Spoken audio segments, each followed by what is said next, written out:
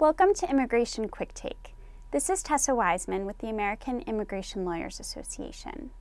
On May 25th, the Secretary of Homeland Security announced that up to an additional 15,000 H-2B visas will be available for the remainder of fiscal year 2018.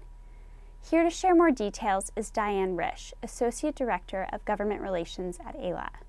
Diane, thanks for joining me. What led to these additional 15,000 H-2B visas being made available for the remainder of fiscal year 2018?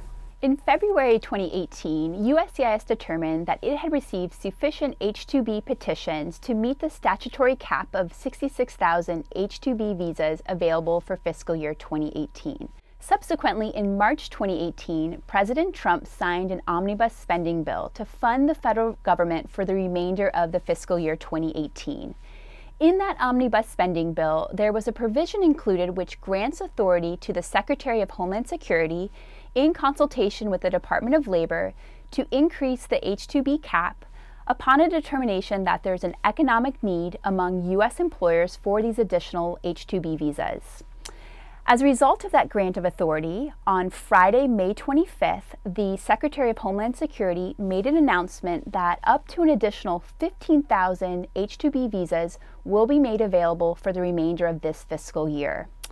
This one-time increase is based on a one-time statutory authority that will not impact future H-2B programs in future fiscal years. What does this announcement mean for U.S. employers? Starting this week, eligible petitioners can submit for H-2B visas on Form I-129 to USCIS. Eligible petitioners must also submit an attestation certifying that they will likely suffer irreparable harm if they are unable to hire and employ the H-2B workers that they have requested. DHS has defined irreparable harm to mean permanent and severe financial loss. It's important to note that the certification must be made on Form ETA 9142-B-CAA-2, which will be released this week as part of the final rule that will be published in the Federal Register. In addition, employers must have a valid and unexpired labor certification. For employers with a start date of work before April 15, 2018, they must conduct a fresh round of recruitment for U.S. workers. Finally, DHS has indicated that H-2B petitions that are submitted as part of this one-time increase will be processed in the order in which they are received.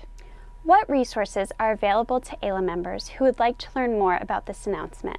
Information and details regarding eligibility and filing requirements will be made available in the final temporary rule, which will be published to the Federal Register on Thursday, May 31st. In the meantime, AILA members can check out an advanced copy of the final rule, which is available on the AILA website. I'd also recommend that AILA members check out a practice alert which was published to the AILA website on Tuesday, May 29th, entitled Additional H-2B Visas Available at AILA doc number 1805-2901.